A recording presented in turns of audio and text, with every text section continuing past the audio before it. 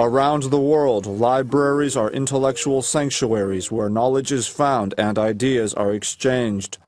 They are symbols of societal organization and archival reservoirs of historical and institutional memory. But not all libraries are the same. This is not a market or a canteen. In a nation of brilliant people, this is the headquarters of the National Library of Nigeria. Tasked with inculcating a national reading culture, this edifice stands as a monument of misplaced priorities. 3 years ago, this building was marked by the Federal Capital Development Authority as uninhabitable for human beings. Today, it remains untouched and inhabited daily by demoralized library staff. When the person was forced to move out of this particular office because... Librarian Shade Adepoju is one of the disenchanted staff. Ready to risk her job to expose the rot, she guides us through her daily pain. Yes, feel free. So this is the hallway. Just take us. Yes. These are the staff restrooms.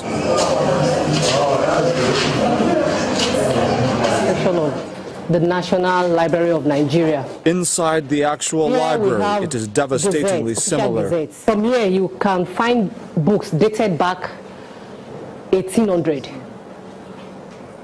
Government's gazettes, official gazettes are kept here.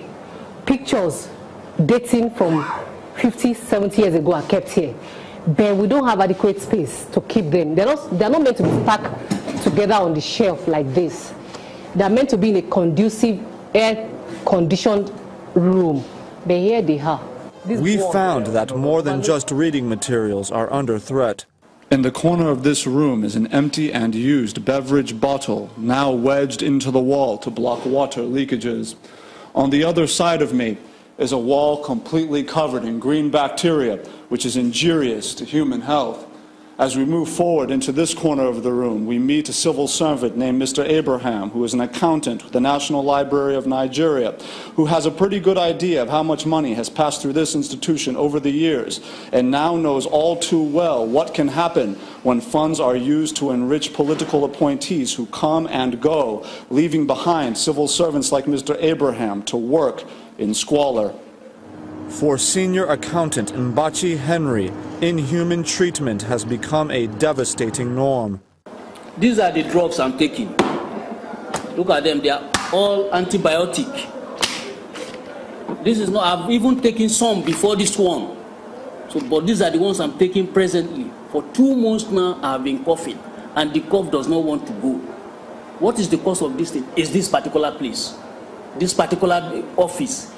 I've been in this office for 3 years. Nobody is coming to our rescue. Nobody is trying to relocate us. Respiratory doctor Kingsley Osagi says Mbachi's situation cannot be more grave. Needs to be further evaluated. There are a lot of diseases that can occur from the exposure, continuous exposure to asbestos, and this includes what we call pleural effusion, and of course, from pleural effusion up to cancer of that membrane covering the lungs, which is called mesothelioma. My advice to him, first thing first, is to remove him from that environment. But what is the solution? We asked the minister responsible for the National Library. Well, right now the whole things on the table. We are working on the National Library issue, particularly their building, and to make sure they get back to real functional performance in our education system. We're discussing, and very soon we'll arrive at something very worthwhile. Attempts to follow up with the minister concerning the specificity of remedial plans were denied. This was supposed to be the solution, the new National Library of Nigeria headquarters.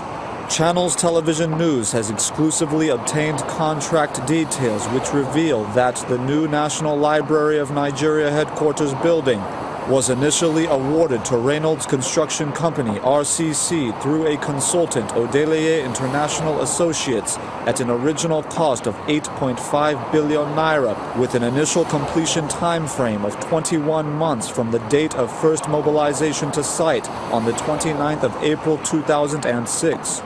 From 8.5 billion naira, the contract was upwardly revised to 17 billion naira before being revised upward again to 38.76 billion naira. It would finally be revised upward again to a staggering 78.37 billion naira. And nearly 12 years later, it stands hollow with 45% of the project completed. In every sector, the question of whether facilities will give Nigerians a chance to actualize their boundless potential arises. But few are as damaging as what we have found in the education sector, and the staff at this library agonizingly grasp for a solution. Arjuri Engelale, Channels Television News.